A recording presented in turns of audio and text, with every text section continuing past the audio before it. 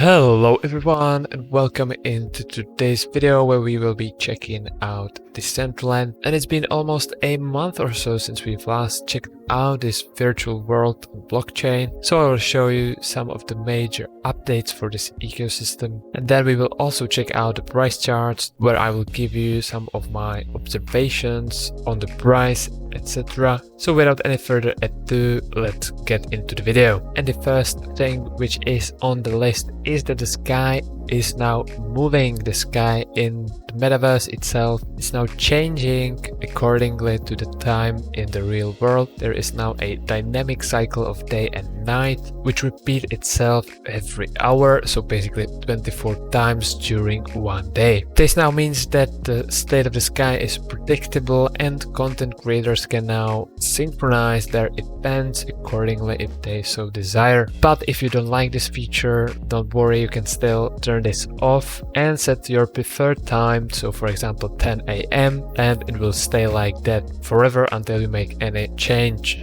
Next up we have the all-in-one start menu, where they have finally consolidated all their UI into one single menu, and it now includes the entries of events page and trending locations among users, so now you can easily see everything at one place. Also you have your backpack, map builder or settings tab still at the top, and you can now access it by clicking on your avatar icon or by pressing the tab key on your keyboard, which was previously assigned to opening the map.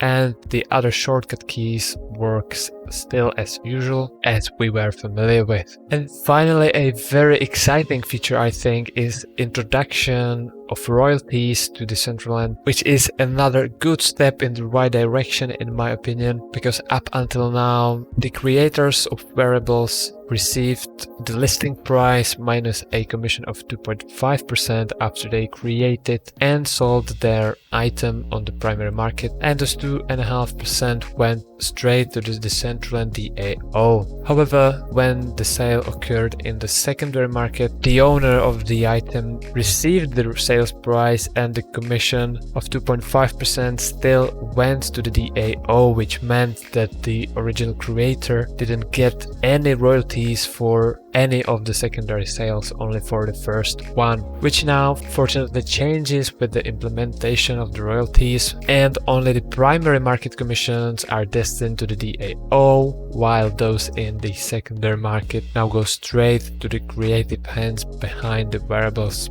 So that basically means that if you create something and you will sell it, you will get the full price minus this 2.5 commission, which still goes to the Decentraland DAO. However, if then someone else who bought it from you will sell it again, you will receive this 2.5% commission instead of the DAO as a creator, which I think is a great approach. But one slight downside is that royalties are not retroactive, so listings created before this launch will not be eligible to receive them. And with those updates out of the way, I think it's a nice transition into the price charts here, where the general structure hasn't changed that much since we've last checked those. We are still hovering about $3 and we are inside those two uptrending trend lines over here, so still in a quite nice uptrend. However, taking a closer look, we can see that we've now dropped below this 50-day moving average, this green line, and we've made a couple of tags off of this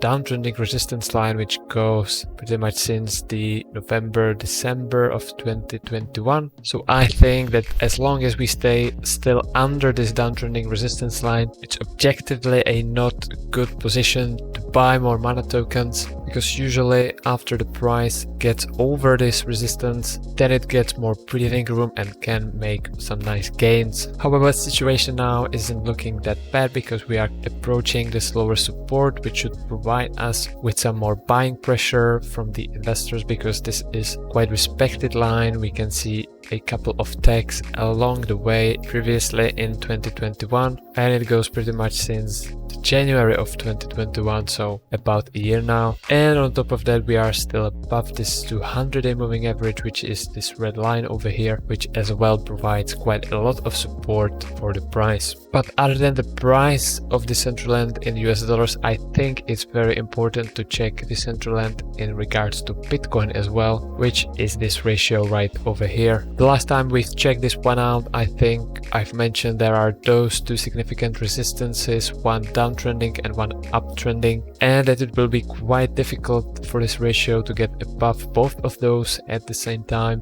which we can see that it was kind of the case. One important thing which happened is that this ratio has been squeezed past this downtrending resistance, so this ratio is now out of this short downtrend since November 2021, which is quite nice. We are now hovering just above this trending line, which will now act as a support, and there should be a little bit more room for this ratio to move in about. However, this uptrending resistance line is still pretty strong. We can see there have been multiple tags along the way in 2021 right after this metaverse announcement, but also previously in April 2021 here it acted as a strong resistance as well. So some very well defined trend lines over here going all the way back from November 2019. So I think a lot of investors are paying attention to these levels now, and because we are still under this resistance line, it will put much more selling pressure when we get closer to this line. So just keep that in mind, that we will probably move a bit sideways in this ratio in relation to Bitcoin, and these strong trend lines can be surpassed when there is a bit more momentum, like here right after the metaverse announcement, for example. So in conclusion, objectively, a better time to buy into Mana will be right after we cross this resistance line and make some kind of a backtest to confirm this is now a support. But before that, the price can still keep coming down a little bit or even retest this 200-day moving average before resuming any uptrends. So until then, there is not much reason to buy into Mana tokens in large scales. So for now, I would advise you to keep an eye on this downtrending resistance line. And that's it from today's video. I hope you enjoyed this one. If so, you can smash the like or subscribe for more future crypto content. And with this, I thank you for watching, and I will see you in the next one.